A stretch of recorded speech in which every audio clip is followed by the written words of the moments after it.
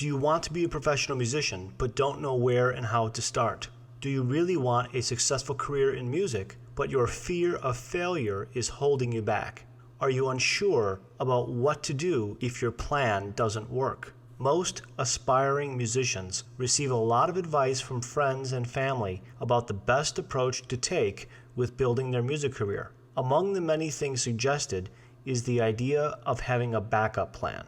Many people give advice about the need to have something to fall back on in case the music career doesn't work out, or to have a plan B. Typically, musicians are encouraged to go to school and get a degree in something they can easily find a job in and do music on the side in their free time. If and when you reach the point where your music career begins to develop, you are probably advised to work less in your day job and focus more on the music until you can leave the day job and make the music career work for you. This advice sounds good in theory, but in reality fails to work as intended in almost every case. Why? Well, usually the job that most musicians get to support themselves until their music career kicks off has nothing to do with music in general, or their music career specifically. As a result, most end up in a very frustrating situation that makes it virtually impossible to achieve any kind of lasting success as a professional musician. Today, I'm going to show you why this kind of backup plan is usually doomed to fail. Before I go into detail about some reasons why this kind of backup plan is usually not working as intended, I want you to test yourself and the effectiveness of your strategy to become a professional musician. I have developed a test that will really help you to see if you have a good backup plan that will work and will lead you to a rewarding and stable long-term music career. I recommend to stop watching this video right now, open a second window, and go to tomhess.net/backupPlanForMusicians.aspx. Take this test before watching the rest of the video so that you are not biased in your answers. This is very important. Welcome back. Here are 4 reasons why common backup plans usually don't work. Reason number 1, you don't have an effective exit strategy. What does this mean?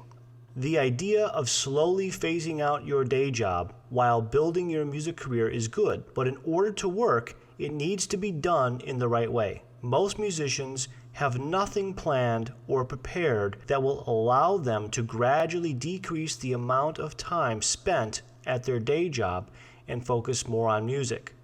When choosing a backup plan, musicians typically find a job that is the most safe and secure and the one that pays the most money. However, most people fail to plan the exit strategy and think ahead to the time when their music career situation will allow you to focus less of your time on the day job. When they finally reach that point, they realize that they are trapped in their day job and are unable to gradually phase it out.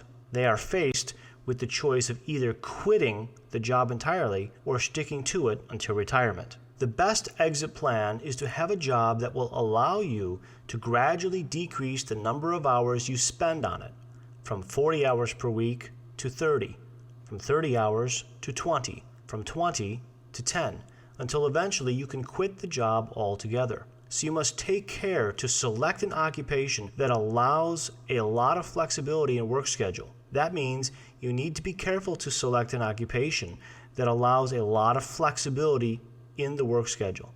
This way, when the time is right, you can make a gradual transition into a full-time music career. Unfortunately, most traditional occupations, such as being an accountant or a computer programmer or office manager, etc., do not allow this type of flexibility. Remember, your boss at work will not all of a sudden allow you to work 3 or 4 days per week instead of 5. Simply because you want to work on your new CD an extra few days per week.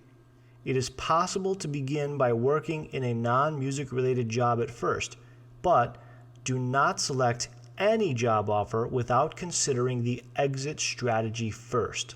An ideal job for an aspiring professional musician is teaching music. Not only can you make very good money doing it, but you are in complete control over how many hours you choose to work. Not everyone may desire to teach full-time for the rest of their life, and that is fine. But as long as you are going to be working anyway, why not do something that is already related to what you enjoy, help students reach their goals faster, and make money in the process? In addition, teaching is already a music-related activity that is probably much more fun to do than sitting in an office or working in a factory. Another possibility is to work as an independent contractor in sales or marketing or doing consulting work for hire. Always check about the flexibility of work schedule before accepting a job offer. Remember that in most industries, the 40 to 60 hour work week is the norm, with little or no possibility for part-time employment. This makes it impossible to make a smooth transition to a full-time music career. Reason number 2, there is too much risk involved. Slowly phasing out your day job seems to be a very safe and secure approach, but it can actually backfire and trap you by its sense of security. If you are making $60,000 per year at your day job and have managed through working nights and weekends to build up your music-related income to $25,000 per year, then altogether you have a total income of about $85,000 for the year. Here is where the reality catches up to you. Should you decide to go full-time into music, you will invariably need to quit your day job completely at some point. Until you can recover and build your music career to a higher and higher levels, you will be making $60,000 less per year than before. This kind of risk is uncomfortable to think about for most people, especially those who get married, have kids, and/or have significant expenses, and keep them trapped at their day jobs for their whole lives.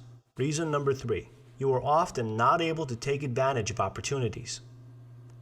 What if you put extraordinary effort on nights and weekends into recording a great sounding CD with your band? Spend a lot of time promoting it in hopes of getting signed by a record company and go on tour. And then you really get the opportunity to do a 10-week tour in another country in the world. It is very probable that you would not get paid a lot of money while on a first tour. But as a whole, this kind of tour is exactly the kind of breakthrough you may have been searching for. So what are you going to do? Are you going to turn down a huge opportunity to advance your music career? Or are you going to agree to take a huge pay cut by quitting your day job to do the tour? I think you can agree that neither of these options sounds entirely appealing. Wouldn't it be great to do the tour and not worry about how you are going to feed yourself and your family while you are gone? Reason number 4, there is not much quality time and energy to get anything done. This may seem like a more subtle issue, but it is actually very important. If your most productive hours in the day are spent on the least productive activities, then reaching your goals will take much longer than it needs to. Think about it.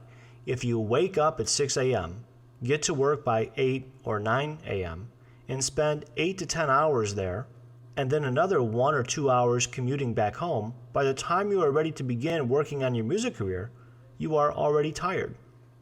This is also not taking into account the time taken up by other things in life that you have to attend to. It will take a truly extraordinary effort to get anything worthwhile accomplished during the time on nights and weekends to build multiple streams of music-related income that will enable you to quit your non-music related job without putting yourself and your family in financial struggle. Now that you see why this kind of backup plan isn't as good as it seems to be, you may ask yourself what you should do instead.